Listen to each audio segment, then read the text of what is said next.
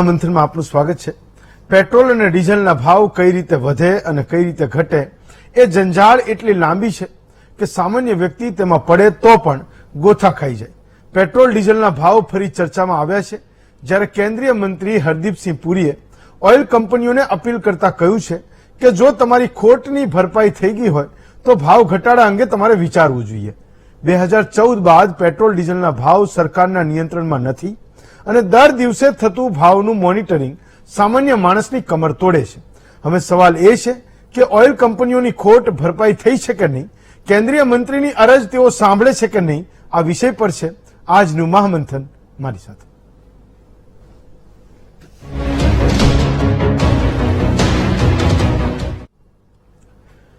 એક સામાન્ય જનતા તો એ વાતને સમજે છે કે ચૂંટણી અને પેટ્રોલ ડીઝલના ભાવને એક ગજબનો સંયોગ છે।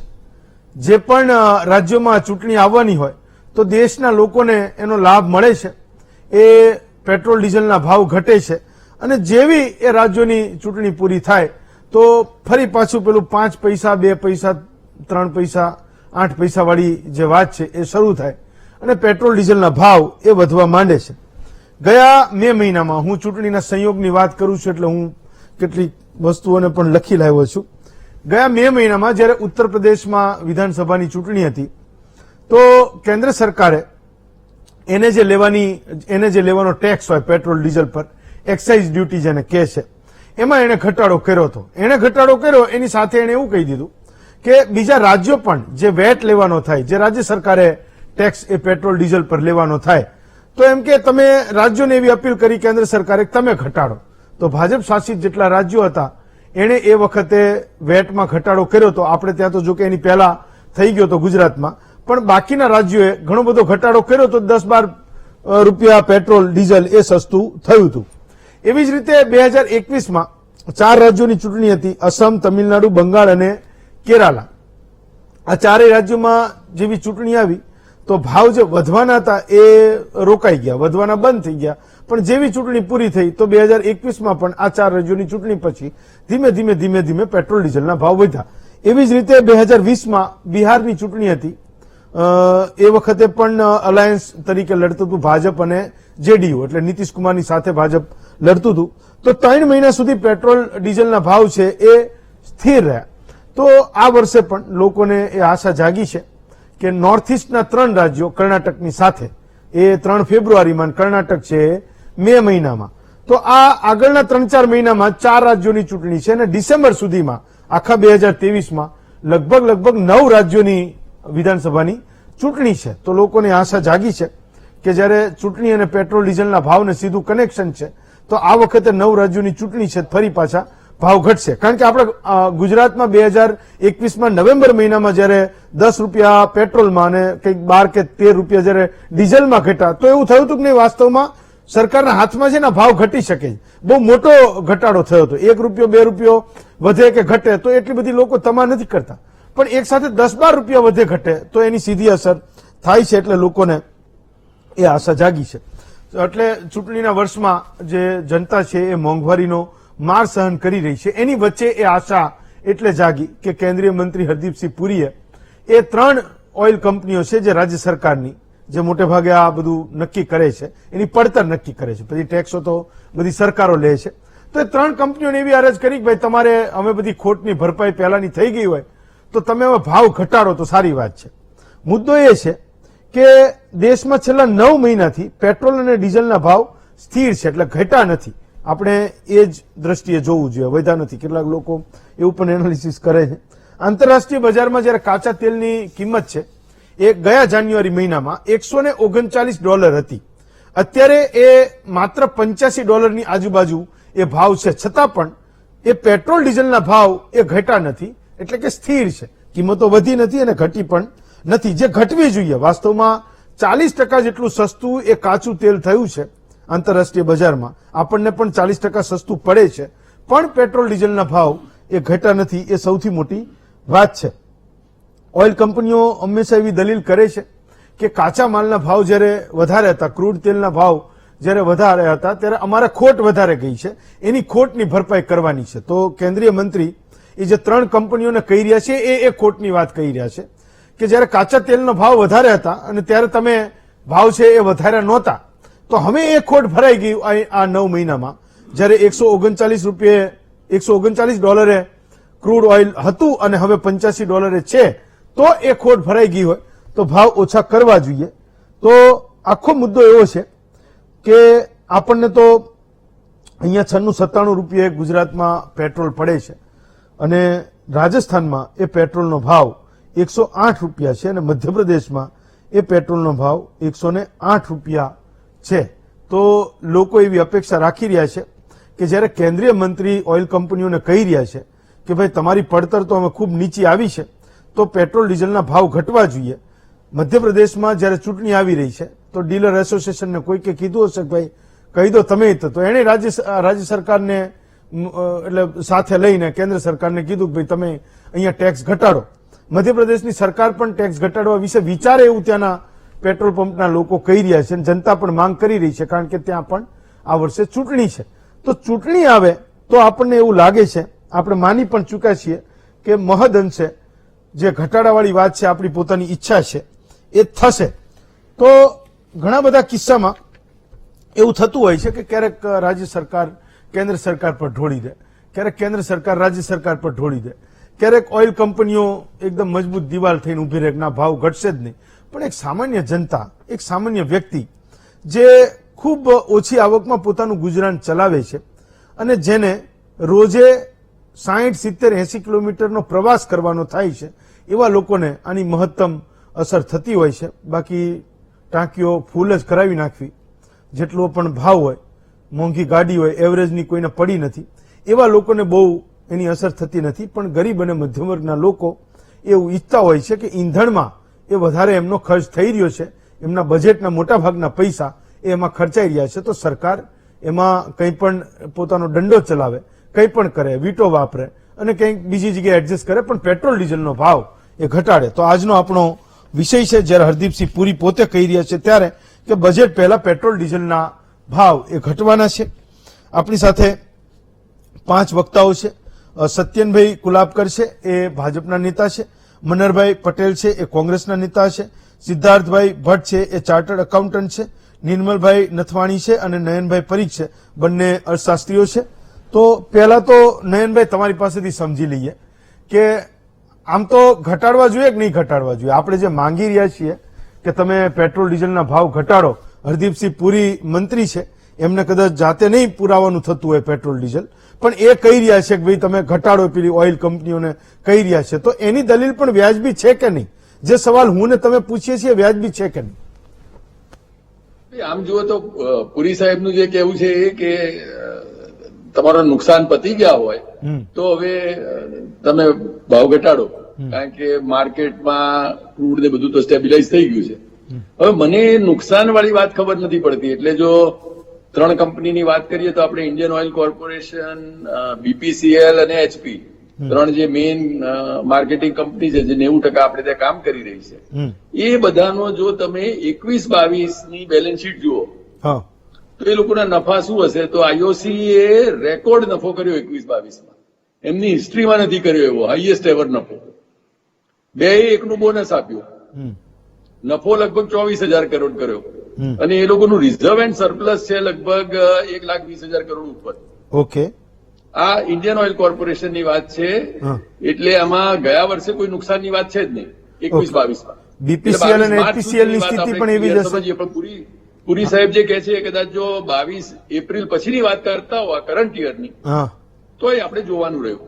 પણ જૂનું કોઈ નુકસાન ઉપરથી એ લોકોએ તો રેકોર્ડ હાઈએસ્ટ પ્રોફિટ કર્યો છે અને કહું છું 2-1નું બોનસ આપ્યું છે. બીપીસીએલ નું જુઓ તો બીપીસીએલ લગભગ 10,000 કરોડનો પ્રોફિટ કર્યો છે. ઓકે, અને એ લોકોનો રિઝર્વ એન્ડ સરપ્લસ લગભગ 50,000 કરોડ ઉપર છે. હિન્દુસ્તાન પેટ્રોલિયમ એચપીસીએલ જુઓ તો એને લગભગ 6,400 કરોડનો પ્રોફિટ કર્યો છે. ઓકે, અને એનું પણ રિઝર્વ એન્ડ સરપ્લસ ઘણું છે. એટલે આ 3 કંપની જુઓ તો નુકસાન એટલીસ્ટ 21-22ના જે આપણી પાસે ઓડિટેડ આંકડા છે, જે એન્યુઅલ રિઝલ્ટ બહાર આવ્યા છે, એમાં કોઈ નુકસાન નથી. ઓકે, મારા ખ્યાલથી એકાદ કોઈ રિપોર્ટ વાંચતો તો એમાં પુરી સાહેબે કહ્યું હતું કદાચ કે કંઈક લગભગ 20,000 કરોડ રૂપિયાનું નુકસાન ભરપાઈ થઈ જાય પછી એ લોકોએ કંઈક વિચારવું જોઈએ. અને જે લોકોએ પ્રાઇસ ફ્રોઝન રાખ્યા હતા અને ભાવ નતા વધાર્યા, એના કારણે 20,000 કરોડ રૂપિયાનું નુકસાન છે. હવે આ કદાચ નફામાં નુકસાન છે, ખરેખર નુકસાન છે, એ આપણે જોવાનું રહ્યું. પણ મારો એક આપને એ કહેવું છે કે આ ત્રણેય કંપનીઓ સબળી કંપનીઓ છે, સદ્ધર કંપનીઓ છે. ગઈ વખતે તો ઇન્ડિયન ઓઇલ કોર્પોરેશને વિક્રમ નફો કર્યો છે અને વિક્રમ વેચાણો કર્યા છે, બોનસ આપ્યા છે. એવી જ રીતે બીપીસીએલ એન્ડ એચપીએ કર્યું છે. એટલે જો ખરેખર આપણે પ્રોફિટ અથવા લોસની ક્ષમતાની વાત કરીએ, રિઝર્વ્સ એન્ડ સરપ્લસની વાત કરીએ, તો આ ત્રણેય કંપનીઓ સક્ષમ છે. ગયા વર્ષ સુધી નફા કરેલા છે.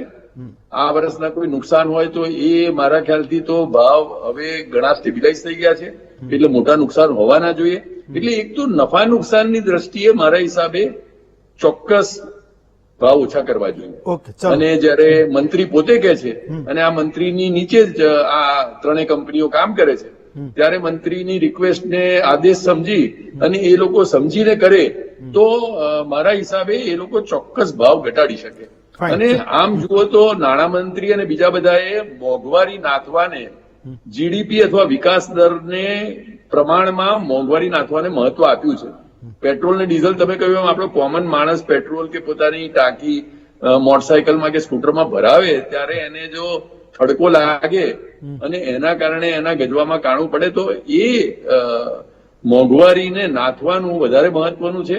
અને આ ઓઇલ કંપનીની ફાઇનાન્શિયલ હેલ્થ આ થોડા ભાવ ઘટાડવાથી મારા હિસાબે કોઈ મોટી નુકસાનમાં આવી જાય એવું મને લાગતું નથી. એટલે મારા હિસાબે ચોક્કસ ભાવ ઘટાડવા જોઈએ અને બજેટની આસપાસ ઘટાડવા જોઈએ. હવે જો પોલિટિકલ કન્સિડરેશન હોય તો જયારે ઇલેક્શન આવે તેની આસપાસ ઘટશે, પણ મારા હિસાબે ભાવ ચોક્કસ ઘટાડવા જોઈએ. હું તો નયનભાઈ, તમે આ મોટરસાયકલની વાત કરીને તો હું તો ડિબેટ એટલે કરું છું કે હું પેટ્રોલ પંપ ઉપર જયારે ડીઝલ પુરાવા જાઉં ને તો મોટરસાયકલ વાળો કોઈ દિવસ 200 રૂપિયાથી વધારે બિચારો પુરાવતો જ નથી. ગાડી વાળો તો હજી એ મળી જાય કે ભાઈ ફૂલ કરી દેજે, એ કહી દે, પણ મોટરસાયકલ વાળો 200 રૂપિયા જ પુરાવે. અને એમાં મોપેડ હોય, બેન ચલાવતી હોય તો 100 રૂપિયાનું પેટ્રોલ પુરાવે. એમાં નાની નાની નોટ ભેગી કરીને 200 રૂપિયાનું ઉભું કરે. ઘણી વાર એવું હોય છે. હા, તો એવું થાય પેટ્રોલ ડીઝલના ભાવ ઘટશે એવું કંઈક આપણે વાંચીએ અને હરદીપપુરી બોલે એટલે આપણે ફરી પાછી 3-4 સવાલો પૂછી નાખીએ કે સારું ચલો એમય ઘટવાના હોય તો. નિર્મલભાઈ, મને એક વિચાર એ આવતો હતો કે એવું હશે કે ઇલેક્શન તો આવી રહ્યું છે, બધા આંકડા તો એમની મુજબ બધા બેસતા જ હશે, પણ કેન્દ્રીય મંત્રી એવું કહે કે ભાઈ કંપનીઓની ખોટ જો ઘટી ગઈ હોય એટલે ઓછી થઈ હોય તો હવે તમે આ પેટ્રોલ ડીઝલના ભાવ છે એ થોડા ઓછા કરો. તો એકવાર હું તમે જેમ માગવા માંડીએ કે ભાઈ ઓછા કરો, એકવાર એક પડઘો થાય અને પછી માનો ઓછા થાય તો પેલી કંપનીઓ પણ ક્રેડિટ લે, સરકારને પણ મજા પડે, ચૂંટણી આવતી હોય લોકોને પણ મજા પડે, સારું થયું ચલો 5 રૂપિયા ઘટ્યા. આ લોજિક હોઈ શકે? નિર્મલભાઈ. હેમંતજી, જયારે પેટ્રોલ ડીઝલના ભાવો અંકુશ મુક્ત થયા ત્યારે લોકોમાં રોષ એ બાબતનો હતો કે સરકાર સબસિડીના મુદ્દે સાવ ખસી ગઈ હતી અને પેટ્રોલ ડીઝલના ભાવનો સઘળો બોજ લોકો ઉપર નાખી દીધો હતો. તો લોકો પાસે એ સમયે આશ્વાસનનો એકમાત્ર મુદ્દો એ હતો કે ચલો કઈ વાંધો નહીં, જ્યારે પેટ્રોલ ડીઝલના ભાવો આંતરરાષ્ટ્રીય બજારમાં ઘટશે ત્યારે એ ભાવ ઘટાડાનો સીધો લાભ, હું સીધો લાભ કહું છું, પ્રમાણસરનો લાભ એ લોકોને મળશે એવા આશાવાદ સાથે લોકોનો રોષ શાંત પડ્યો હતો. મીડિયાની પણ એમાં ભૂમિકા હતી કે લોકોએ બહુ ડરવાની જરૂર નથી, આંતરરાષ્ટ્રીય બજારમાં ભાવો ઘટતા લોકોને એનો લાભ થશે. પણ સમય જતા ધીમે ધીમે આ આખા ઘટનાક્રમે થોડું રાજકીય સ્વરૂપ ધારણ કરવાનું શરૂ કર્યું. રાજકીય ધારણ એટલે સરકાર કોઈ એક બાબતે ખોટ કરી રહી હોય અને પરિણામે રાજકોષીય ખાધમાં વધારો થઈ રહ્યો હોય તો એ રાજકોષીય ખાધ ભરપાઈ કરવા માટે પેટ્રોલ ડીઝલના ભાવમાં વધારો કરવાની સરકારે શરૂઆત કરી. શરૂઆત ધીમી હતી પણ મક્કમતાને કારણે આજે એ શરૂઆત જે ધીમી હતી એને વેગ પકડ્યો છે અને પરિણામે આવ્યું હેમંતજી કે આંતરરાષ્ટ્રીય સ્તરે આપણે હમણાં જ કહ્યું કે 40% જેવો ભાવ ઘટાડો છે. તો શું ભારતમાં પેટ્રોલ ડીઝલના જે ભાવો હતા એમાં 40%નો ઘટાડો થયો છે ખરો? જવાબ છે ના. તો નિશ્ચિતપણે મેં હમણાં જ કહ્યું એમ આખા ઘટનાક્રમે રાજકીય સ્વરૂપ પકડ્યું છે. જ્યારે રાજ્યોની ચૂંટણી આવે, દેશની કેન્દ્રીય ચૂંટણીઓ આવે ત્યારે આવા પ્રજાલક્ષી નિવેદનો કરવામાં આવે અને સરકાર પ્રજાલક્ષી અભિગમ ધરાવે છે એવી વાત વેતી મૂકવામાં આવે અને ઓઇલ કંપનીઓની કિંમત ઘટાડવાની સલાહ આપવામાં આવે. એ સલાહ ઓઇલ કંપનીઓ માની પણ લે, થોડી આનાકાની કરશે પણ એ સલાહ માની પણ લેશે અને પેટ્રોલિયમ મંત્રીનું માન જાળવી અને કિંમતમાં ઘટાડો કરશે. આ ઘટનાક્રમ પાછળની વાસ્તવિકતા શું છે હેમંતજી, એ સમજવાની તાતી જરૂર છે. ભલે ક્રૂડ ઓઇલના ભાવમાં સાંકડી વધઘટ થઈ રહી છે, પણ એકંદરે વૈશ્વિક બજારમાં મંદીનો અને ડરનો માહોલ છે. કારણ કે સમસ્ત વિશ્વની કેન્દ્રીય બેંકોએ વ્યાજદરમાં વધારો કરી અને કડક નાણાકીય નીતિ અપનાવવાનું વલણ અપનાવ્યું છે. એના ઘેરા પડઘા સમગ્ર વિશ્વમાં પડ્યા છે. અમેરિકાની વાત કરીએ તો હજુ પણ આટલી વખત 4 થી 5 વખત વ્યાજદરમાં વધારો કર્યો હોવા છતાંય હજુ અમેરિકન ફેડરલ રિઝર્વ બેંક વ્યાજદરમાં વધારો કરવાનું વિચારી રહી છે અને એની અવળી અસર અમેરિકન અર્થતંત્રમાં જોવા મળે છે. છેલ્લા 2 ક્વાર્ટરથી જે વિકાસ દર હોય એ પાછો પડતો જોવા મળી રહ્યો છે. એ મંદીના પગરણ માની શકાય. આર્થિક દ્રષ્ટિએ એ મંદીના પગરણ છે. ચીનની વાત કરીએ, જે મોટું અર્થતંત્ર છે, એમાં કોરોના જે રીતે વકરી રહ્યો છે એને કારણે આર્થિક પ્રવૃત્તિઓ મંદ પડી રહી છે અને એને કારણે ત્યાં પણ ક્રૂડ ઓઇલની માંગ ઘટી રહી છે. આમ વૈશ્વિક દબાણને કારણે આજે ક્રૂડ ઓઇલના ભાવો દબાણ હેઠળ છે. ભારતમાં ભાવો ઘટ્યા નથી. પૂરતો નફો, નયનભાઈ પરીખે બહુ સારી વાત કરી કે નફામાં નુકસાન થઈ છે. એમને એમ નુકસાની નથી ગઈ, ખોટના ખાડામાં કંપનીઓ નથી ગઈ. નફો 30,000 કરોડ થવો જોઈએ તો 15,000 કરોડ થયો હોય અને એ પાછો 30,000 કરોડે લઈ જવા માટે ઓઇલ કંપનીઓ અત્યારે ભાવ પકડીને બેઠી છે. વૈશ્વિક પડકારોને ધ્યાનમાં લઈ અને હરદીપસિંહ પુરીનું આ સૂચક નિવેદન છે. જો દેશમાં પેટ્રોલ ડીઝલના ભાવો ઘટશે તો વસ્તુઓની કિંમત ઘટશે, ઇનપુટ અને આઉટપુટ કોસ્ટ ઘટશે, વૈશ્વિક બજારમાં માલ સસ્તો બનતા નિકાસ વધશે, જે અત્યારે નિકાસ પણ દબાણ હેઠળ છે. દેશમાં મોંઘવારી ઉપર કાબુ લાવી શકાશે અને એકંદરે રૂપિયો મજબૂત કરી શકાશે આંતરરાષ્ટ્રીય બજારમાં. આવી અનેક વ્યૂહાત્મક ગણતરીઓને કારણે હરદીપસિંહ પુરીએ આ નિવેદન કર્યું છે. નિવેદનમાં નવાઈ પામવા જેવું નથી. પ્રજાલક્ષી નિવેદન છે પણ વાસ્તવિકતા પણ એ છે કે સરકારે કોઈ પણ ભોગે પેટ્રોલ ડીઝલના ભાવો ઘટાડવા જ જોઈએ. ફાઇન. સત્યનભાઈ, તો મુદ્દો એ છે કે આઈઓસી 24,000 કરોડ, બીપીસીએલ 10,000 કરોડ ને એચપીસીએલ 6400 કરોડ નફો કરે છે એવું કહે છે. હું તો કહેતો નથી, મારાથી રહી ગયું હતું, નયનભાઈ એ આંકડા લઈ આવ્યા. તો આ પેટ્રોલ ડીઝલના ભાવ આમ તો આપણે અહીંયા બેઠા એમાંથી કોઈએ નથી ઘટાડવાના, નથી વધારવાના, પણ હું તમને એવું પૂછી શકું કે આ ભાવ ઘટે તો તમને મજા પડે કે ન પડે? તમે પોતે એવું ઈચ્છો કે ના ઈચ્છો કે આ ભાવ છે એ ઘટવા જોઈએ પેટ્રોલ ડીઝલના? હું કે મારો પરિવાર, મારો ભારતીય જનતા પાર્ટી પરિવાર, જે 8 લાખ લોકોના કાર્યકર્તાઓનો પરિવાર છે, એ પણ કોઈને કોઈક વાહનના સ્વરૂપમાં જ કમ્યુનિકેશન કરે છે, ટ્રાન્સપોર્ટેશનનો ભાગ છે. એટલે આજે હું હોઉં, મારા ઘરના લોકો હોય કે મારા ભારતીય જનતા પરિવારના લોકો હોય કે કોંગ્રેસના હોય, પોલિટિકલ પાર્ટીના અલગ રાખીને ગુજરાતની જનતામાં કોઈ પણ વ્યક્તિ જયારે ભાવ ઘટે ત્યારે એ વસ્તુ એને ગમે, એમાં કોઈ બેમત નથી. બંને અર્થશાસ્ત્રીશ્રીઓએ ખૂબ સરસ આંકડાઓ આપ્યા. આ આંકડાઓને હું થોડા આગળ લઈ જવા માંગુ છું. જે ઓપેક કન્ટ્રીઝ છે, જે 23 કન્ટ્રીઓનો સમૂહ છે, જે ઓઇલનો આખો ભાવ નક્કી કરે છે, એ બેરલ દીઠ ભાવ નક્કી કરતી હોય છે. જે હાઈએસ્ટ જયારે રશિયા યુક્રેનની વોર થઈ ત્યારે 145 બેરલ જેટલો ભાવ ગયો.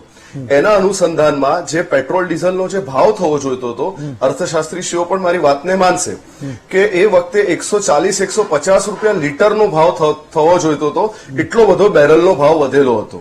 પણ ભારત સરકારે એક આખી એક સ્ટ્રીમલાઇન સિસ્ટમ ઉભી કરી અને 100 રૂપિયાથી આ ભાવ વધવા ના દીધો. આપણે જોયું હશે દરેક રાજ્યોમાં, મોટાભાગના દરેક રાજ્યોમાં 100 રૂપિયાની આસપાસનો જ ભાવ રહ્યો, જે બેઝ પ્રાઇસ હતી એની એ વખતના બેરલ પ્રમાણે એ 45 રૂપિયા હતી.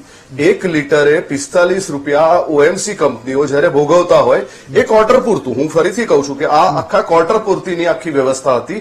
આજે 2 મહિના 3 મહિના આપણે કહીએ, એ વખતના જે એમના લોસીસ છે એ ખૂબ પુષ્કળ પ્રમાણમાં લોસીસ હતા. હવે આજની પરિસ્થિતિ એવી છે કે આજે સવારે 81 રૂપિયાનો બેરલનો ભાવ પડ્યો છે. એ પ્રમાણે ચોક્કસપણે આ જે ભાવ છે એનામાં ડિફરન્શિએશન આવ્યું છે અને એના જ અનુસંધાનમાં પેટ્રોલિયમ મંત્રી હરદીપસિંહ પુરી સાહેબે આ વિશેનું નિવેદન કર્યું છે. આને કોઈ રાજકીય એંગલથી કે ઇલેક્શનથી ના જોવું જોઈએ, એટલા માટે કારણ કે પેટ્રોલ એ દરેક વ્યક્તિ માટે છે. આજે કોઈ કોંગ્રેસમાં છે, કોંગ્રેસના મારા મિત્રો પણ વાત કરશે, હું પણ અહીંયા બેસેલો છું, દરેક વ્યક્તિ, સામાન્ય વ્યક્તિથી માંડીને મર્સિડીઝ કે બીજી કોઈ પણ અદ્યતન ગાડીમાં ફરતો વ્યક્તિ, એના માટે પેટ્રોલ કે ડીઝલ એ હંમેશા એક કોસ્ટ ઓફ ટ્રાન્સપોર્ટેશનમાં આવે. અર્થશાસ્ત્રીજીએ પણ ખૂબ સારું કીધું કે એના લીધે ઇનપુટ આઉટપુટ વાળો વિષય પણ સચવાય, એના લીધે ટ્રાન્સપોર્ટેશન કોસ્ટ આવે તો જે પ્રોડક્શન કોસ્ટ છે એમાં પણ ફરક પડતો હોય. એટલે આખી ગ્લોબલ ઇકોનોમી જે છે એ આ ટ્રાન્સપોર્ટેશનના વિભાગ પર જયારે ડિપેન્ડન્ટ થતી હોય ત્યારે હું ચોક્કસપણે એવું માનું છું કે હરદીપસિંહ પુરીજીએ જે ઓએમસીઝ નો મતલબ ઓઇલ મેન્યુફેક્ચરિંગ કંપનીઝ, આ ત્રણ જે સરકારી કંપની છે, આ ત્રણ મહારત્ન કંપની છે અને એક ક્વાર્ટરમાં આટલું મોટું નુકસાન જો એ લોકો ભોગવે તો આવનાર જે 2023-24 ની એમની બેલેન્સ શીટ છે એના પર સીધી અસર પડતી હોય. આજે પીએસયુ કોઈ પણ જો નફો કરતી હોય તો એ એક સારી એ ઉભું કરતી હોય છે. એના લીધે કેટલા હજારો લાખો કર્મચારીઓ, હજારો લાખો રોજગાર, હજારો લાખો લોકો એના પર ડિપેન્ડન્ટ હોતા હોય છે. એટલે એ લોકોનું પણ એક વિષય લઈને જયારે હરદીપસિંહ પુરી ચાલ્યા છે ત્યારે હું માનું છું કે ચોક્કસપણે પેટ્રોલનો ભાવ, ડીઝલનો ભાવ ઘટવો જોઈએ અને એના માટે સરકારે જે પહેલ કરી છે એ આવકારસ્પદ છે. બીજો મુદ્દો હું આપને આપું કે પેટ્રોલ ડીઝલનો ભાવ હિન્દુસ્તાનમાં શું છે, જે લોકો અમેરિકા, યુએસમાં ગયા છે એ લોકોને ખ્યાલ હશે કે હાઈએસ્ટ હજુ સુધી કોઈ દિવસ ના જોયા હોય એવા બેરલના ભાવ એ લોકોએ ત્યાં અમેરિકામાં જોયા છે. મારા ઘણા સંબંધીઓ ત્યાં છે. આજે આપ વિચાર કરો, શ્રીલંકામાં પેટ્રોલની શું પરિસ્થિતિ છે, પાકિસ્તાનમાં શું પરિસ્થિતિ છે. એવી વિકટ પરિસ્થિતિ આખા જયારે પ્લાન ગ્લોબલ હોય ત્યારે ભારતની સરકારે એટલું ચોક્કસપણે માનવું પડે કે એમણે પ્રાઇસ કંટ્રોલ પર નિયંત્રણ રાખ્યું. ઓએમસીઝની વાતને પોતાની વાતમાં મનાવીને પણ એ લોકોએ 100 રૂપિયાના બેરલ પર 100 રૂપિયા પર લીટરના બેરલ પર લાયા. બીજી એક વસ્તુ આપને એક દાખલા પેટે આપું કે 37% બેરલનો ભાવ વધેલો, આપણે આજે હમણાં આંકડાની વાત કરી એમાં, એની સામે જે ભાવ વધારો થયો એ 5% થયો. આ 5% ભાવ વધારો આપણે જસ્ટિફાય નથી કરતા, પણ જે પરિસ્થિતિમાં 37% જયારે બેરલનો ભાવ વધતો હોય તો એની સામે 37% પેટ્રોલનો ભાવ વધ્યો તો આપણે જે આંકડાની ચર્ચા કરી 140-145 રૂપિયા સુધી પહોંચ્યું હોત, પણ એવું ના થયું.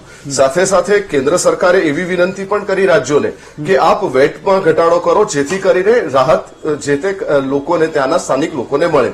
ઘણા બધા રાજ્યોએ આ પહેલને સ્વીકારી અને જેમ ગુજરાત છે તો ગુજરાતમાં આજની જે વખતે આ તફાવત આજની તારીખમાં એવું છે કે 100 રૂપિયાની આસપાસનો 96 રૂપિયા 96.92 આજે પેટ્રોલનો ભાવ છે. પણ એ જ જો આપણે બાકીના રાજ્યોમાં જોઈએ, રાજસ્થાનમાં જઈને જોઈએ તો આજની તારીખમાં 120 રૂપિયાનો ભાવ છે. તો એવી એક જે લોકોએ જે રાજ્યોએ વેટને ઘટાડી છે ત્યાં ભાવ પણ સ્ટ્રીમલાઇન થયા છે, ઘટ્યા છે. ત્યાં 108 રૂપિયા રાજસ્થાનમાં છે, 108 રૂપિયા મધ્યપ્રદેશમાં છે અને 106 રૂપિયા એ મુંબઈમાં છે. એટલે હાઈએસ્ટ મેં આ ત્રણ રાજ્યોના હમણાં મેં આંકડા જોયા હતા એટલે હું કહું છું. ચલો, ડિફર હોઈ શકે. મનહરભાઈ, તો આમ તો હા હોઈ શકે, થોડું ઘણું હોઈ શકે. પ્રાઇસિંગ છે, હા, આજના મેં જોયા હતા. મનહરભાઈ, તો એ દલીલ વિશે તો હવે કોઈ પૂછતું નથી. એટલે તમે એવું કહો કે ભાઈ જયારે ક્રૂડ ઓઇલના ભાવ એ ઘટાશે ત્યારે પેટ્રોલના ભાવ એ ઘટવા જોઈએ, એવું આપણે એ દલીલ હતી ને જયારે આને નિયંત્રણ મુક્ત કર્યા ભાવને ત્યારે, કે ભાઈ જેવા ક્રૂડ ઓઇલના ભાવ નીચા આવશે તો પેટ્રોલ ડીઝલના ભાવ પણ નીચા આવશે. હવે વાસ્તવમાં જયારે પરિસ્થિતિ બની રહી છે તો કંપનીઓનો એ બચાવ થઈ રહ્યો છે કે એ અત્યાર સુધી તો ખોટ કરતી હતી પણ એનો જે નફો હતો એ જયારે બેરલના ભાવ નીચા આવ્યા ત્યારે એમ કે સરપ્લસ થતો આવે છે. આજે એ સવાલ પણ કોઈ નથી પૂછતું. કોઈ આ ના તો સરકારને ના એ સરકારી કંપનીઓને કોઈ પૂછનારું નથી કે તમે જયારે પેટ્રોલના ભાવ જે છે એ કેમ એટલા નીચા નથી આવતા જયારે ક્રૂડ ઓઇલ 40-45% એ સસ્તું થયું હોય, 12 રૂપિયા પણ એ બેરલ જઈને આવ્યું છે અને છતાંય એ આપણને કોઈને મનમાં નથી. શું વાસ્તવમાં ઓપોઝિશન કે જનતા કે જેને નથી પરવડતું એ લોકો પણ એ માની ચૂક્યા છે કે ભાઈ મારે 100 રૂપિયા પેટ્રોલ પુરાવાનું જ છે? હેમંતભાઈ, બંને મિત્રોએ જે વાત કરી અને ભારતીય જનતા પાર્ટીના મિત્રોએ વાત કરી, બધાની વાતો સાંભળીએ ત્યારે તો આપણને એવું લાગે કે આપણા દેશમાં તો કોઈ પ્રશ્ન છે નહીં, પણ બંને વિશ્લેષકોએ જે વાત કરી એ વાતને હું થોડીક આગળ વધારું કે 2014ની અંદર જે પરિસ્થિતિ પેટ્રોલ ડીઝલની હતી, બેરલની હતી, એ કથા આપણી 7-8 વર્ષ થયા પછી 14ની અંદર જે ટેક્સ લેવાતો હતો એ ટેક્સનો અત્યારે 230 ગણો વધુ લેવાય છે અને ડીઝલની અંદર 530 ગણો ટેક્સ વધુ લેવાય છે. હું ટેક્સની જ વાત કરું છું. હવે આ પરિસ્થિતિની અંદર આટલો બધો ટેક્સ લેવાય આ દેશમાં, ત્યારે એની અંદર નફામાં નુકસાન કરી અને જનતાને રાહત આપવી એ એક સંવેદનાનો વિષય છે અને એ સાથે સાથે ઈચ્છા શક્તિનો વિષય છે. માન્ય મંત્રીશ્રી પત્ર લખે એક ફોર્માલિટીનો પાર્ટ છે. પત્ર લખો એ કંપની કઈ પાકિસ્તાન કે કોઈ બીજા કન્ટ્રીની નથી, એ આ દેશની કન્ટ્રીની છે. એના પોર્ટફોલિયાના માલિક છે એ મંત્રી એ પોર્ટફોલિયાને લખે છે અને એના કંપનીને લખે છે, એક વિનંતી કરે છે. ઠીક છે, એક ફોર્માલિટી માટે થઈને એક આયોજન આ બધા ભાગ હિસ્સો બની શકે, પણ જ્યારે જીએસટી ની અંદર દૂધ, દહીં, છાશ આ બધાય પ્રોડક્ટને તમે બાકી મૂકી દીધા હોય, ત્યારે તમે દારૂ અને પેટ્રોલ ડીઝલને તમે 7 વર્ષથી 8 વર્ષથી જનતાની કમર ઉપર જે મોટો ભાર પડે છે એ તમે જીએસટીમાં ના કન્વર્ટ કરી શકો. નંબર 1. બીજા નંબરમાં પ્રશ્ન અહીંયા આગળ ટેક્સ ઉપર, અને આટલો બધો ટેક્સ લેવાયા પછી કરોડો રૂપિયા સરકારની તિજોરીમાં જમા થાય છે. ભાઈએ વાત કરી કે આઈઓસીએ 20,000 સમથિંગ કરોડ રૂપિયાનો નફો લીધો, છતાંય તે એ મંત્રીશ્રી ના ખબર હોય કે તમે એટલો તો નફો લઈ લીધો તો હવે તમારે એવો પત્ર લખવાની ફોર્માલિટીમાં પડવાની ક્યાં જરૂર છે કે તમારો ખર્ચ ઘટી ગયો હોય અને તમારી નુકસાનીમાં બહાર આવી ગયો. હવે નફો જ જયારે કાગળ ઉપર બતાવે છે અને તો પાછા મંત્રી એને એમ લખે છે કે ભાઈ તમારો નુકસાન, હવે નુકસાનની પરિસ્થિતિ ક્યાં રહી? હું તમે બંને સમજી શકીએ છીએ. એટલે મારું કહેવાનું એ છે કે આ દેશમાં આ સરકાર લખ લૂંટ ને કરોડો રૂપિયા આ ટેક્સથી દંડા મારીને જે પ્રજા પાસેથી વસૂલે છે, તો આ પૈસો જાય છે ક્યાં? 61 વર્ષ સુધી આ દેશનું શાસન કોંગ્રેસ અને અન્ય પક્ષોએ ચલાવ્યું, ત્યારે 56 લાખ કરોડ રૂપિયાનું દેવું આ સરકાર માથે હતું, આ દેશમાંથી. આજે માત્ર 7 વર્ષની અંદર એકમાત્ર પ્રધાનમંત્રીશ્રીએ 88 લાખ કરોડ રૂપિયાનું દેવું કર્યું. તમે વિચાર કરો તો આ પૈસા એક બાજુ દેવું વધે છે, તમારી કંપનીઓ લખલૂટ કરોડો રૂપિયા આ પ્રજા પાસેથી કે જનતા પાસેથી એ ચૂસે છે, એના ખીચા ખાલી કરે છે, અને છતાંય તમે પાછા જે ઇન્ટરનેશનલના વાત, યુક્રેનના બાના આવે, કંઈક ને કંઈક બીજી ત્રીજી વાત આવે, કંઈ ને કંઈ ત્રીજી ચોથી વાત આવે, આવી વાતો લઈ અને ભ્રમિત કરી અને જનતાની પાસેથી પ્રેમપૂર્વક કંઈક દંડા મારી, કંઈક સમજાવટથી, કંઈક ચૂંટણીને લક્ષી વાતાવરણ બનાવી અને ઉઘરાણી કરો છો. મારે તમને એક નાનો એવો દાખલો આપો છે. ચૂંટણી પહેલા, એટલે કે કોરોનાની મહામારીને પ્રકોપ વખતે 20મી જૂનની આજુબાજુ 2020 વાત કરું છું, જયારે 2 થી 3 મહિના કોરોના પ્રકોપ વચ્ચે આપણે સૌ આપણા ઘરમાં હતા, ધંધા ઠપ હતા, લોકો એના ઘરમાં હતા, ઘરમાં રહ્યો અને સુરક્ષિત રહો, આવા સ્લોગનથી આપણને આત્મનિર્ભર બનાવવાની વાતો ત્યારે બહુ મોટા પાયે થતી હતી. આવા સમયે માન્ય નીતિનભાઈ પટેલ એક ફાઇનાન્સ મિનિસ્ટર હતા, એમને બહાર આવી 2 મહિના પછી એવું કીધું કે આ ગુજરાત રાજ્યની તિજોરી ઉપર 26,000 કરોડનો ખાડો પડ્યો છે. આ ખાડો ભરપાઈ કરવા માટે 2 રૂપિયા ડીઝલ ઉપર ને 2 રૂપિયા પેટ્રોલ ઉપર સેસ નાખ્યો. હવે જે સરકાર ઓલરેડી તો ટેક્સ તો લેતી હતી, હવે આ ખાડો પૂરવા માટે સરકારની સંવેદના તમે જુઓ કે એ સરકારને પડેલો ખાડો પૂરવા માટે એ સરકાર બહાર આવે છે અને જનતા વચ્ચે 2 રૂપિયા ટેક્સ પેટ્રોલમાં ડીઝલમાં નાખે છે. ત્યારે એક સંવેદનાથી મારા તરફથી એક બોલાણ હતું કે આ 2 મહિના સુધી જનતા ઘરમાં રહી, એ કોઈ પ્રકારનો ધંધો નહોતો, એના ઘરમાં કેટલો ખાડો પડ્યો છે એ સરકારને ન સૂજ્યું, એને સરકારમાં તિજોરીમાં ખાડો પડ્યો એ સરકારને સૂજ્યું. એટલે મારો આ સરવાળે તમને કહેવાનું મન થાય કે જનતાને ખાડો પડે છે એના માટે થઈને આ સરકારને કોઈ ચિંતા નથી, કોઈ સંવેદના નથી, કોઈ પ્રશ્ન નથી, કોઈ એનો ઉકેલ નથી. માત્ર સરકારની તિજોરીને ખાડો પડે, માત્ર એની કંપનીઓના તિજોરીમાં ખાડો પડે, અને એ બે વચ્ચેથી માત્ર ઇન્ટરનેશનલના નેભા નીચે નાચા નીચે, અને તમે આ બધું વસ્તુ તમે ભેગી કરી. અને તમે એક વસ્તુ એ પણ જાણી છે, ઓલું માસ્ક શરૂમાં બહાર પડ્યું ત્યારે આપણે માસ્ક જોવાનો ઈચ્છા થતી હતી. 45 રૂપિયાનું માસ્ક ને 65 રૂપિયામાં વેચ્યું, પછી માસ્ક પહેરવા માટે 200 રૂપિયાનો દંડ કર્યો, ઘટ્યો તો પછી 500 કર્યો, 500 પછી ઘટ્યો 1000 કર્યો. કોર્ટે, તમે વિચાર કરો, સરણું કોર્ટનું લઈ કઈ ને કઈ રીતે 1000 રૂપિયા દંડ અને દંડા મારી અને માસ્કના નામે આ સરકારે પૈસા વસૂલ્યા છે. એટલે કહેવાનો મતલબ હું પૈસા ખીચામાંથી જનતાનામાંથી કેમ નીકળે એમાં જ માનસિકતા વેપારી સરકાર તરીકે. છેલ્લે એક નાની એવી વાત મૂકું કે આ પરિસ્થિતિની અંદર મેં તમને વચ્ચે વાત કરી કે દંડ અને દંડા મારવાની માનસિકતાથી જનતાની સામે જે પરિસ્થિતિ નિર્માણ થઈ છે એમાં જે ખાલીપો થયો છે, અને પછી આપણી પાસે આવા કંઈ ને કંઈ નાટક આવે તો મને લાગે છે કે સરકારે એની ફેર વિચારણા કરી અને કંપનીઓ અને જે સરકાર વચ્ચેની જે પેપર વર્કની વાતો છે એમાંથી શોર્ટકટ કરી અને કઈ ને કઈ રીતે જનતાને આવા ભાર આપવાનું બંધ કરે સરકાર, તો એ સારી વાત થઈ ગઈ. ફાઇન, ચલો તો સિદ્ધાર્થભાઈ, તમારી પાસે તો એવા કોઈ એકાઉન્ટ આવતા નહીં હોય. હા, હું આવું તમારી પાસે આવું. સત્યનભાઈ આવું.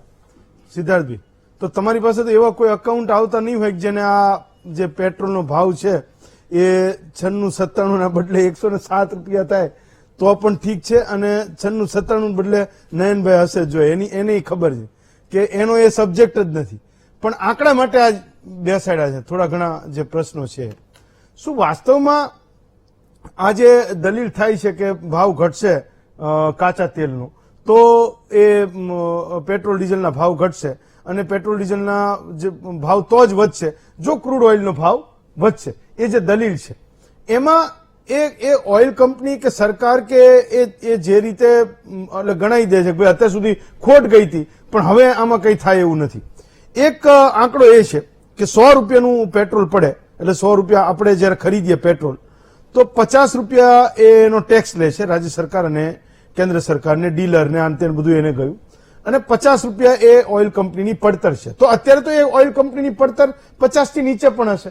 જે રાજ્ય સરકારે નથી ઘટાડ્યો એ ઘટાડે, કેન્દ્ર સરકારે ઘટાડ્યો છે ઓકે, પણ એની સામે ઓઇલ કંપનીઓની જે પડતર છે એ 50 ના બદલે અત્યારે 40% આપણે સસ્તી ગણીએ તો ઓલમોસ્ટ 30-35 ની આજુબાજુ હશે, એટલી થઈ હશે.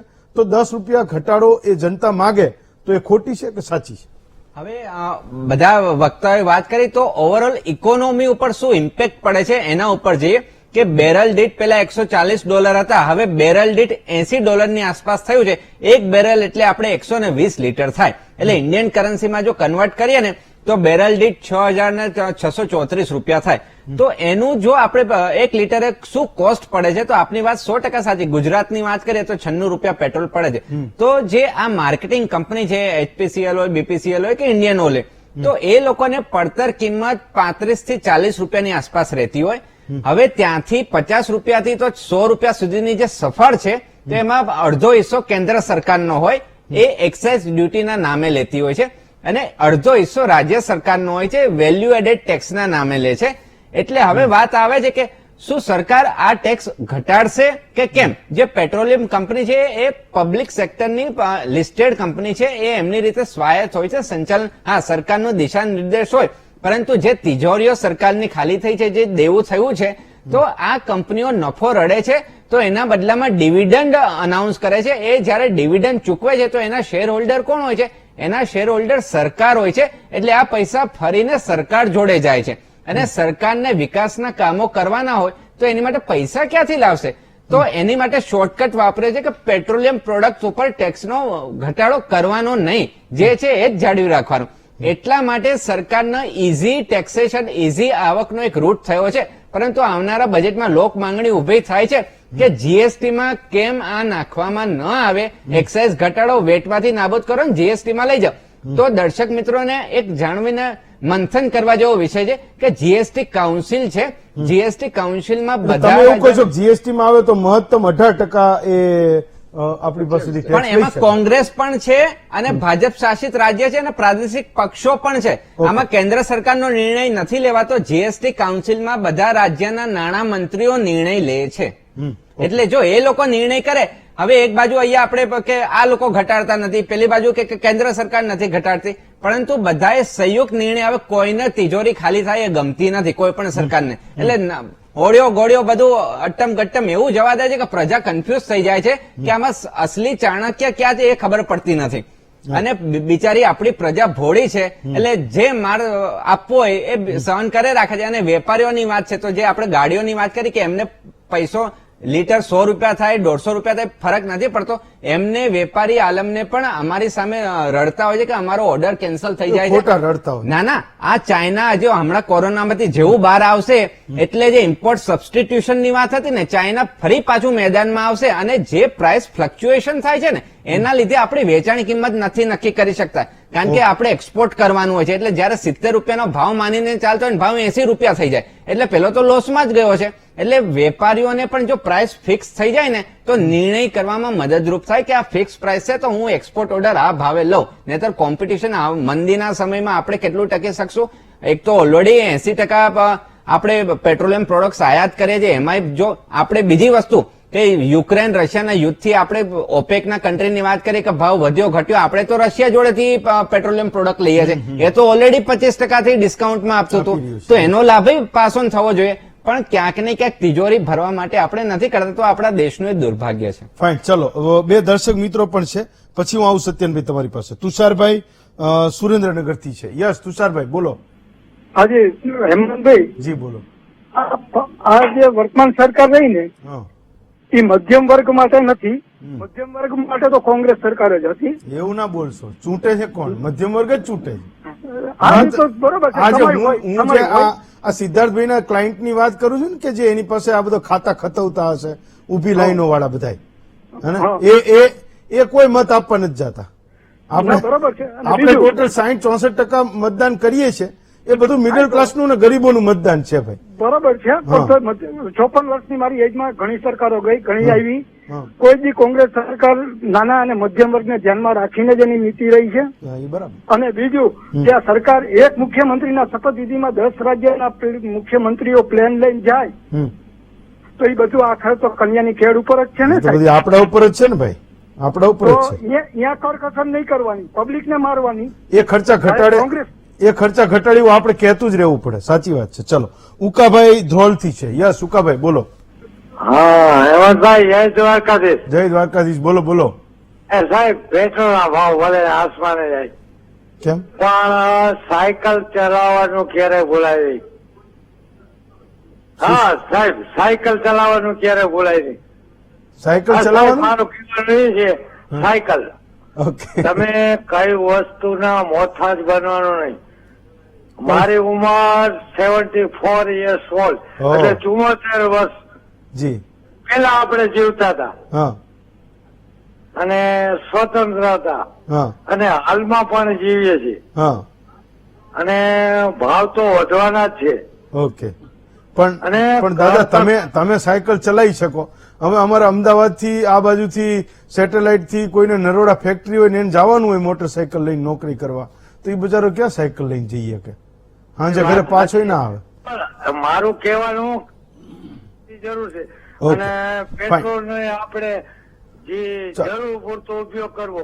Okay fine. ચલો સત્યનભાઈ તમે કઈક કહી રહ્યા હતા જયારે મને લાગે મનરભાઈનો ટર્ન હતો, તમારે કોઈ એ દલીલ કરતા તેની સામે કઈક કેવું હતું, પણ મારી પાસે એક સવાલ છે, પેલા તમે બોલી લો પછી પૂછું.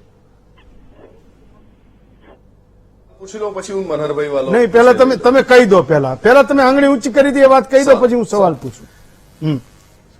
જી જી જી. હા મનહરભાઈએ જે વાત કરી ને, હમ. કોંગ્રેસના પ્રવક્તા શ્રી છે, હા મારી એમને વિનંતી એવી છે કે એમના જ રાજ્યોમાં પણ એમના જે મુખ્યમંત્રીઓ હોય અને એમને કોઈ પ્રકારનો સંપર્ક હોય તો એમણે એમના મુખ્યમંત્રીઓને કહેવું જોઈએ. આપણે હમણાં જે 3 હાઈએસ્ટ ભાવ વધારાવાળા રાજ્યો લીધા, એમાં રાજસ્થાન એ કોંગ્રેસ શાસિત છે.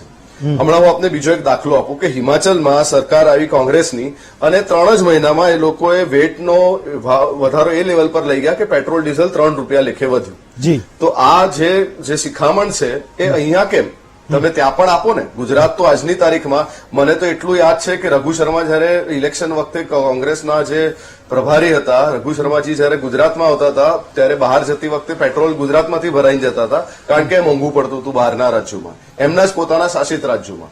એટલે આવી પરિસ્થિતિ જયારે હોય ત્યારે ઇન્ટ્રોસ્પેક્શન અંદરની સાઈડ કરવું જોઈએ, ઇન્ટ્રોગેશન પછી કરવું જોઈએ. આટલી જ મારી વિનંતી હતી આપને. Okay yes. મનરભાઈ તમે પૂરું કરી લો પછી ફરી પાછો આવું. મૂળ વાત એ છે કે મેં એવી વાત મૂકી એટલે એમને પીડા થઈ. પીડા એટલા માટે થઈ કે વાસ્તવિકતાને સ્વીકારવાની ક્ષમતા નથી ધરાવતા લોકો. બીજા નંબરમાં હું તમને એક નાનો એવો દાખલો આપું કે ચાલો એ તો રાજ્યોની કમ્પેરિઝન તો કરવા લાગો તરત જ તે જે મુખ્ય મુદ્દાને લઈને પ્રવેશ. આ ઉજ્જવલા યોજના હતી એ કંઈ ને કંઈ આને લગતું ઈંધણ જ હતું. આ જે એ ઉજ્જવલા 5 વર્ષમાં એનો ટાર્ગેટ હતો, એ 5 વર્ષની અંદર 7,67,00,000 લોકોએ બીજી વખત ભરાવવા જેવી પરિસ્થિતિ નથી, અને 2 સિલિન્ડર વાળી 4,13,00,000. તો ત્યાં આ કેન્દ્રની યોજનાઓ કુસુમ યોજના જે પીએમ સાહેબના નામથી જોડેલી હતી એના 5 વર્ષની અંદર 2022માં લક્ષ્ય હતું કે સોલાર પાવરની અંદર 10,000 મેગાવોટ વીજળી પેદા કરવા માટે ભારતીય જનતા પાર્ટીની સરકારે 2022માં પ્રાવધાન કર્યું અને 22 પૂરું થઈ ગયું અને એમાં કેટલા મેગાવોટ બનાવી શક્યા? માત્ર 20 મેગાવોટ. 10,000માં માત્ર 20 મેગાવોટ. એટલે આ તમારી નિષ્ફળતાઓને પહેલા તમે સ્વીકારો અને આપણે ગુજરાતમાં જયારે કેન્દ્રની સરકાર 2014માં મારી વાત સાંભળી લો, હું એક જ મિનિટ બોલ્યો, 2014ની સરકાર બનાવી હતી ત્યારે ભારતીય જનતા પાર્ટી ગુજરાતની અંદર ગુજરાતની અન્યાયને તમાચાની જાહેરાતો બહુ સાંભળી હતી. ત્યારે કેન્દ્રની વસ્તુ હતી, ગુજરાતની તમાચો કેમ બાપતા હતા ભાઈ? એટલે આમાં આ પ્રશ્ન આપણે વિષયાંતર થશે. એના કરતા બહેતર વસ્તુ છે કે ગુજરાત કે કોઈ પણ સ્ટેટની વાત સ્ટેટમાં રહેવા દઈએ, પણ કેન્દ્રે જે રીતે વાત વધારી છે કે 300 ને 203 ગણો નફો જે 2014ની સરખામણીમાં પેટ્રોલની અંદર અને 530 ગણો નફો ડીઝલની અંદર 2014ની સરખામણીમાં, આ નફા તમે જે લો છો એ નફામાં ઓલા મિત્રે વાત કરી, નફામાં નુકસાની થોડીક સહન કરી અને દેશની જનતાને આપો ને. હું રાજ્યને વસુધૈવ કુટુંબકમમાં આપણે માનીએ છીએ, રાજ્યો ક્યાં જુદા પાડવામાં? ચલો એને લઈને જ મારો સવાલ હતો, પણ 2 દર્શક મિત્રોને લઈ લો પછી આવું. સત્યનભાઈ તમારી પાસે મહેન્દ્રભાઈ જામવાડીથી છે. જી મહેન્દ્રભાઈ બોલો. હા બોલો. હવે ખરેખર આમ તમે જુઓ ને સાહેબ, તો પેટ્રોલ ઉપર જે ટેક્સ લેવાય ને ટેક્સ, એ ટેક્સ કેને કહેવાય? પેલા તો એ નક્કી કરે ટેક્સ કેને કહેવાય. આ ટેક્સ નથી. દાખલા તરીકે 100 રૂપિયા ઉપર 5 રૂપિયા વ્યાજ હોય ને તો એ કહેવાય, 2-5 રૂપિયા હોય ને કહેવાય. આ તો 5-6 ગણા વધારે એક જાતની લૂંટ જ પ્રજા પાસેથી કહેવાય. Okay fine. હા સમજી ગયો મહેન્દ્રભાઈ, બધી ટુ ધી પોઈન્ટ વાત કરીએ. ધર્મેન્દ્રભાઈ સમઢિયાળાથી છે. બોલો ધર્મેન્દ્રભાઈ. ગંગાચતી પાનભાઈ નું સમઢિયાળા ઉમરાળા તાલુકો. બોલો.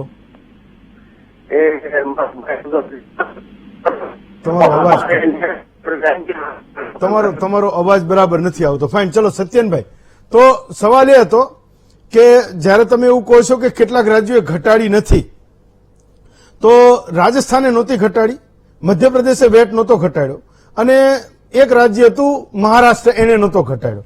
તો જે તે વખતે રાજસ્થાનમાં તો અશોક ગેહલોતની સરકાર હતી, મધ્યપ્રદેશમાં શિવરાજસિંહની સરકાર હતી, તમારી જ સરકાર હતી, અને મહારાષ્ટ્રમાં જે તે વખતે નહોતો ઘટાડ્યો, વેટ નહોતો ઘટાડ્યો, ત્યારે ઉદ્ધવ ઠાકરેની સરકાર હતી. પણ અત્યારે ફરી પાછા તમે ને એકનાથ શિંદે જોડે આવી ગયા. તો જયારે ભાવ ઘટાડવાની વાત આવે છે ત્યારે માત્ર એકલું રાજસ્થાન નથી પણ બીજા રાજ્યો છે.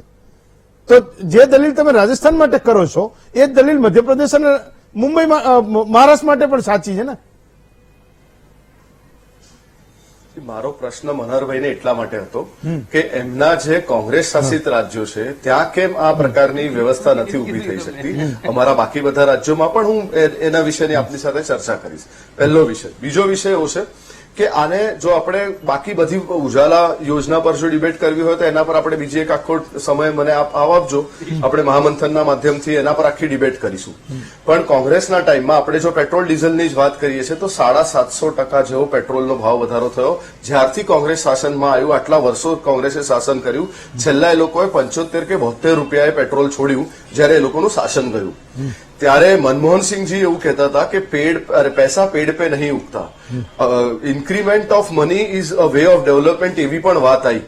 એટલે આવા એ લોકોના જ નેતાઓના નિવેદનો આપણે સાંભળ્યા છે. આપણે એ લોકોનું આટલું મોટું, અને એની સામે ભારતીય જનતા પાર્ટી 72 રૂપિયાથી 99 રૂપિયા સુધી આવ્યું, એ પણ કેવી પરિસ્થિતિમાં? કોવિડ જેવી મહામારી, યુક્રેન જેવો વોર જેવી પરિસ્થિતિ, જ્યાં ઓઇલ અને ઓઇલ ડેરિવેટિવ્સ ખૂબ વોલેટાઇલ પરિસ્થિતિમાં હોય. પણ સાથે સાથે આપના માધ્યમથી ભારતની આ સરકારે, ભારતીય જનતા પાર્ટીની આ સરકારે આખો જે નવો એક અભિગમ લીધો છે, એ જે આવનાર દિવસોમાં આપણી જે પૈસા જે બહાર આપણા જાય છે એ પૈસા બહાર ના જાય માટે એ લોકો ઇલેક્ટ્રિકનો આખો અભિગમ લીધો. ઇલેક્ટ્રિક આખા વ્હીકલ પર, મોબિલિટી પર સ્પેશિયલ એ લોકોએ સબસિડી જાહેર કરી. એલએનજી જેવા ફ્યુલને પ્રમોટ કર્યું. એલએનજી એ ફ્યુલ છે કે એમાંથી પીએનજી, સીએનજી, એલસીએનજી એવા 3 પ્રકારના ફ્યુલ બનતા હોય. સીએનજી પર થ્રસ્ટ ઉભું કર્યું. સીએનજી ના કેન્દ્રો, સીએનજી ના સ્ટેશનો વધારવા માટેની આખી જોગવાઈ કરી. ઇન્ડિયાનું પહેલું એલએનજી સ્ટેશન કોઈએ ઉભું કર્યું તો એ આદરણીય ગડકરી સાહેબના નેતૃત્વમાં ખાતે તૈયાર કરવામાં આવ્યું. ફ્લેક્સ સીએનજી વાળા સત્યનભાઈ ખૂબ રાડો પાડે. ફ્લેક્સ જે છે, ફ્લેક્સ સીએનજી ના ભાવ જે રીતે વધ્યા છે એના પર પણ કામ કર્યું. હા ચાલો એ થયું. અશોકભાઈ હું એ જ કહું છું આખો વિષયને આપણે પેટ્રોલ ડીઝલ એક એવું વસ્તુ છે કે જ્યાં આપણી ફોરેન કરન્સી જાય છે એ આપણે સ્વીકારવાનું રહ્યું. એના ઓલ્ટરનેટિવ સોર્સિસ શું છે? તો હાઇડ્રોજન છે. એના ઓલ્ટરનેટિવ શું છે? તો એલએનજી છે. એના ઓલ્ટરનેટિવ શું છે? તો એ પીએનજી છે, એલએનજી છે. એવા અલગ અલગ પ્રકારના સ્ત્રોત ઉભા કરવા માટે આખી ભારત સરકારે પ્રયત્ન કર્યા છે. ત્રીજી વસ્તુ આપને ખાલી એક મારે છેલ્લી વાત કહી મૂકવા, ઓટો એક્સપો જોતો હતો. ઓટો એક્સપોનો ખૂબ ડિટેલ અભ્યાસ કર્યો. બે પ્રકારની ગાડીઓ પુષ્કળ પ્રમાણમાં નવી લોન્ચ થઈ, એક સીએનજી છે, એક ઇલેક્ટ્રિક. પણ એક વસ્તુ બીજી એક જોવા જેવી હતી કે ફ્લેક્સ ફ્યુઅલ પણ જે ખૂબ જ સારું આવનાર દિવસોમાં જે ઇન્ડિજિનિયસ પ્રોડક્શન જેનું ઉભું થઈ શકે એવું ફ્લેક્સ ફ્યુઅલ પણ બનાવવાનું જો કાર્ય કોઈએ હાથ ધર્યું હોય તો એ ભારતીય જનતા પાર્ટીની આ સરકારે હાથ ધર્યું છે. એટલે વિઝન જે 2026-27 તરફ આપણે જઈએ છીએ ત્યારે ચોક્કસપણે ફોરેન રિઝર્વ આપણું બહાર ના જાય, પેટ્રોલ ડીઝલ પર આપણી ડિપેન્ડન્સી ઘટે અને ભારત આત્મનિર્ભર બને એના માટેના જે પ્રયત્નો કર્યા છે ભારતીય જનતા પાર્ટીની આ સરકાર. ચલો એ પણ કહીશ હું. અશોકભાઈ બોટાદથી છે. યસ અશોકભાઈ બોલો.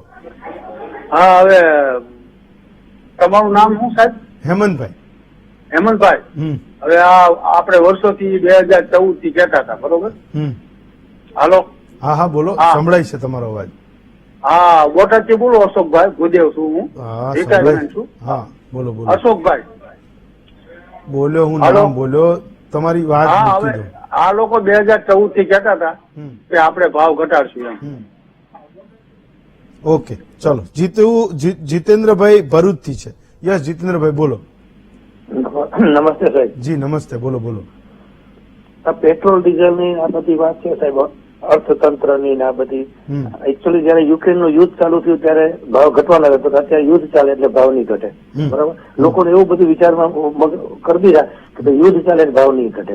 એકચ્યુઅલી સાહેબ સાવ સાચી વાત એવી છે કે સીએનજી જે પ્રોડ્યુસર છે, જેમના અંગત માણસો હોય, એના ભાવને મેન્ટેન કરવા માટે પેટ્રોલ ડીઝલના ભાવ નથી ઘટાડતા. બસ આ જ મુદ્દો છે. હું એ જ કહેતો હતો સત્યનભાઈ. ચલો એક બ્રેક લઈશું, પણ એ બ્રેક પહેલા મેં જોયું અમદાવાદમાં જે સીએનજી નો ભાવ છે એ 80.34 છે. આજનો હું ભાવ બોલું છું. 40-50 રૂપિયે જયારે એ માણસ સીએનજી પુરાવતો હતો ત્યારે એને એવું વિચાર્યું હતું હું એ ગાડી સીએનજી લઉં, જયારે પેટ્રોલનો ભાવ 80-85 રૂપિયા હતો, લગભગ અડધો ભાવ હતો. આજે સ્થિતિ એ છે કે પેટ્રોલ અને સીએનજી ના ભાવ એ કોમ્પિટિશન કરતા થયા છે. 10-20% ફેર હોય છે, પણ ખૂબ એ સીએનજી ના ભાવ છેલ્લા કેટલાક સમયમાં વધ્યા છે. તો સવાલ એ છે કે એક બાજુ ઇલેક્ટ્રિક વ્હીકલ તો વધી રહ્યા છે, સાચી વાત છે. સીએનજી એ પ્રદૂષણ ઓછું કરે છે ને એના નામે પુશ થયું. એક મધ્યમ વર્ગનો માણસ ગાડી લેતો થાય, ગાડીમાં ફરતો થાય, એના માટેનો પણ એક વિચાર હતો, એના માટે પણ સરકારો મતતી હશે. પણ સીએનજી ના કેસમાં હવે સ્થિતિ રહી નથી. અમદાવાદથી ઘણા બધા લોકો એવા પત્રો લખે છે કે તમે સીએનજી વિશે એક અલગથી ડિબેટ કરો કે આટલા બધા ભાવ એ વધી કેમ રહ્યા છે. અહીંયા તો ઇજારાશાહી છે. અદાણી કંપની એ સીએનજી ના ભાવ નક્કી કરે છે. રાધર એ એના જ પોતાના પંપો છે, બીજું કોઈ છે નહીં. લગભગ એચપીસીએલ છે, એક કે બે કંપની સિવાય કોઈ છે તો નહીં સીએનજી ને વેચતું હોય. પણ ભાવ છે એ માત્ર એક કંપની બે કંપની નક્કી કરે ને એના કારણે 40-50 રૂપિયાથી ભાવ એ સીધો 80-81-82 રૂપિયા સુધી પહોંચી ગયો છે. એક સામાન્ય માણસને એ પણ નડે છે. એને એક નાની એવી ગાડી લીધી જૂની, $1.5 લાખ રૂપિયામાં, તો એ તો એના કારણે લીધી હતી. હું બાઇકના 70-80 હજાર રૂપિયા ખર્ચું, એના બદલે હું ગાડી લઉં, પણ હું સીએનજી લઈશ, હું સીએનજી થી એને ચલાવીશ. તો એ સપનું પણ એનું એ ધૂળમાં મળી ગયું છે. ઘણા બધા લોકો આની ચિંતા કરતા હોય છે ને સવાલો પૂછતા હોય છે. બ્રેક લઈએ, બ્રેક પછી પાછા ફરીશું. બ્રેક પછી સ્વાગત છે આપનું મહામંથનમાં. આપણી સાથે બે દર્શક મિત્રો છે. ઇસ્માલભાઈ અમદાવાદથી છે. યસ ઇસ્માલભાઈ બોલો. જય ગરવી ગુજરાત. જય ગરવી ગુજરાત. બોલો બોલો. હેમંતભાઈ જય ગરવી ગુજરાત. જય ગરવી ગુજરાત. બોલો. હવે સાહેબ એક 2 મિનિટ ખાલી હું લઈશ સાહેબ. હવે આમાં પેટ્રોલ ડીઝલ માટે અમે મોદી સાહેબ ને 2014માં ખોબા આમના કહેવાથી અમે વોટ આપ્યા સાહેબ. બરાબર. હવે એ વોટ આપ્યા પછી આજે સમજી લો પબ્લિક આમના હવે પબ્લિક એટલી કંટાળી છે કે ના પૂછો વાત સાહેબ. બીજું સાહેબ બીજી એક વાત એ છે કે અત્યારે પાછા અમે 156 સમજી લો કે ગુજરાતમાં અમને વોટ આપ્યા. પણ સાહેબ હું એક સોની છું, સોની તરીકે હું એક તમને કહેવા માંગુ છું સાહેબ, આજે સમજી લો કે એક પબ્લિક પાસે ખાવાનું પણ નથી એવી પોઝિશન લાવીને મૂકી દીધી છે સાહેબ. બરાબર છે. લોકો આત્મહત્યા કરે છે પણ કોઈ વિપક્ષ વાળાની કોઈ વાત સાંભળવા તૈયાર નથી. પણ મારે કહેવાનો મતલબ એ છે કે નો ડાઉટ મોદી સાહેબ કામ કરે છે સાહેબ, પણ કામ જે બોલે છે નીચે વાળાને જે કરવાનું હોય છે સાહેબ, એમાં ભ્રષ્ટાચાર એટલું બધું છે, બધામાં ભ્રષ્ટાચાર છે સાહેબ. એમાં આમના જેટલા માણસો અહીંયા છે એ બધા અમના સાથે જોઈન્ટમાં છે સાહેબ.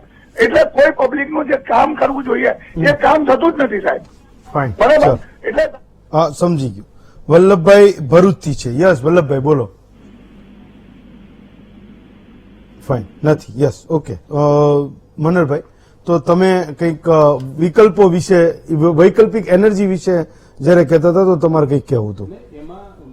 હેમંતભાઈ, વસ્તુ એ છે કે આ દેશનું બજેટ ટોટલ જે છે એ 35 લાખ કરોડની આજુબાજુ છે, અને આ છેલ્લા 2 વર્ષથી આ સરકાર 25 લાખ કરોડ રૂપિયાનો તો દંડામારી, ટેક્સ, જીએસટી, આઈટી એમ કરીને પૈસા ભેગા કરે છે.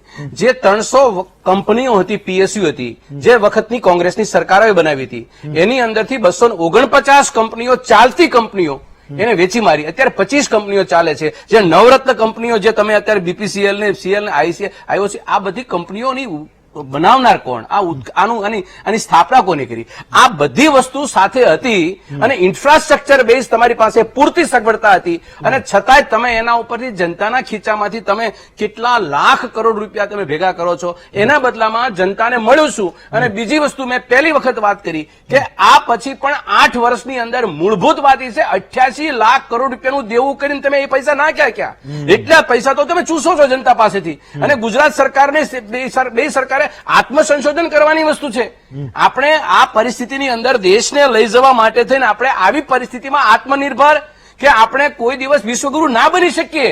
આ દેશને વિશ્વગુરુ બનાવવા માટે થઈને પહેલા જનતાના ખીચા ઉપર માર ઓછો કરો, વેપારી નાનાને બચાવવાનો પ્રયત્ન કરો, આ કંપનીઓ સરકારી હતી કંપનીઓને બચાવવાનો પ્રયત્ન કરો, આ દેશની સંપત્તિ બચાવવાનો કરો. આ તો કંપનીઓને, સરકારી કંપનીઓને વેચી અને દેશ ચલાવો છો. આવી રીતે દેશ ચલાવનારા લોકો ક્યારેય દુનિયામાં વિશ્વગુરુ ના બની શકે. મહાસત્તા હતી 3માં હતી, આજે 6માં જતા રહ્યા, અને ગુજરાત હતું 5મા ક્રમે. ઇઝ ઓફ ડુઈંગ બિઝનેસ આજે 10મા ક્રમે જતું રહ્યું. એટલે વાસ્તવિકતા આપણે આત્મસંશોધન કરો. મત મળી ગયા, સરકારે, જનતાએ તમને સરકાર બનાવવાના મોકા આપ્યા. આ સુનહરા મોકાનો ઉપયોગ કરો. આવનારી પેઢીઓ તમને માફ નહીં કરે. નહીં ઓકે, ચલો સત્યનભાઈ, છેલ્લી 30 સેકન્ડ. હા, ઓકે. તમારી કોંગ્રેસ આવી વાતો કરે ને એટલે થોડું હાસ્યાસ્પદ લાગે એટલા માટે કે કોંગ્રેસના ટાઈમમાં જે કરપ્શનની જે હારમાળા સર્જાયેલી ને એ હારમાળામાંથી દેશને બહાર આવતા કેટલો સમય લાગ્યો, કેટલી પીડા વેઠવી પડી ને એ દરેક જનતાએ જોઈ છે. અને એનું જ પરિણામ છે કે આજે કોંગ્રેસ જે પરિસ્થિતિમાં છે, ના એમનું વિઝન છે, ના નેતા છે, ના નેતૃત્વ છે. એટલે એવી પરિસ્થિતિમાંથી જયારે કોંગ્રેસ પસાર થતી હોય ત્યારે એમણે કોંગ્રેસે આવા પ્રકારની શિખામણો ના આપવી જોઈએ એવું આપના માધ્યમથી મારી વિનંતી છે. બીજી વાત, હું પહેલા જ મારી જે આખા વિષયને મૂકેલો હતો કે પેટ્રોલ કે ડીઝલનો ભાવ જ્યારે પણ ઘટે એ બધા માટે આવકારાસ્પદ હોય. કારણ કે જે હું પણ આજે એક વાહન ચલાવું છું, મારે પણ પેટ્રોલ નાખવાનું આવે છે, મારા ઘરવાલાની પણ સેમ પરિસ્થિતિ હોય, મારા પરિવારના 8 લાખ ભારતીય જનતા પાર્ટીના સભ્યોની પણ સેમ પરિસ્થિતિ હોય. પણ જ્યારે કોંગ્રેસ પોઝિટિવ એની વાત કરતા હોય, જયારે આપણે આત્મનિર્ભરતાની વાત કરતા હોય, ત્યારે એમાં વેલ્યુ એડિશન કરવાની જગ્યા પર, એમાં ઇનપુટ કરવાની જગ્યા પર હંમેશા વિરોધની રાજનીતિ કરતી હોય છે. અને વિરોધની રાજનીતિ એમને ક્યાંક ને ક્યાંક એક દર્પણ બતાડે છે જે દરેક ચૂંટણીમાં એમને દેખાતું આવે છે. ફાઇન, ચલો સત્યનભાઈ, મનરભાઈ, સિદ્ધાર્થભાઈ, નિર્મલભાઈ, નયનભાઈ અને તમામ જે દર્શકો જોડાયા એ તમામનો આભાર માનું છું. પણ જયારે મત વ્યક્ત કરવાનો હોય ત્યારે એવું તો કોઈ કહેતું જ નથી કે ભાવ છે એ ના ઘટવા જોઈએ. તો જનતાને પૂછેલો જે સવાલ છે એનો જવાબ પણ કંઈક એવો આવ્યો. અમે એવો સવાલ પૂછ્યો હતો કે ક્રૂડ ઓઇલના ભાવ ઘટે છે તો પેટ્રોલ ડીઝલના ભાવ એ ઘટવા જોઈએ કે ના ઘટવા જોઈએ. 84% લોકોનો મત છે કે પેટ્રોલ ડીઝલના ભાવ હવે તો ઘટવા જોઈએ. તો હું પણ એ આશા રાખું છું કે જયારે મંત્રી પોતે એ કંપનીઓને કહી રહ્યા છે કે ભાઈ હવે તો તમે ભાવ ઘટાડો, તો અંગતપણે જાહેરમાં તો એ આદેશ ના કરે, પણ ખાનગીમાં એ આદેશ પણ કરશે કે જે કરવું તે કરો, 5-10 રૂપિયા જે ઘટતા હોય એ ફરજિયાતપણે ઘટાડો. તો આપણે બધા એવી આશા રાખીએ કે આગળના અમુક સમયમાં જે 96 રૂપિયા પેટ્રોલ છે એ કદાચ 90 રૂપિયાની અંદર પણ આવે એવી આશા તો રાખીએ. પણ સવાલને પણ પૂછતા રહીશું કે ઘટવાના છે ક્યારે. આજે રજા આપશો, આવતીકાલે વધુ એક નવા વિષય સાથે ફરી મળીશું. રજા આપશો.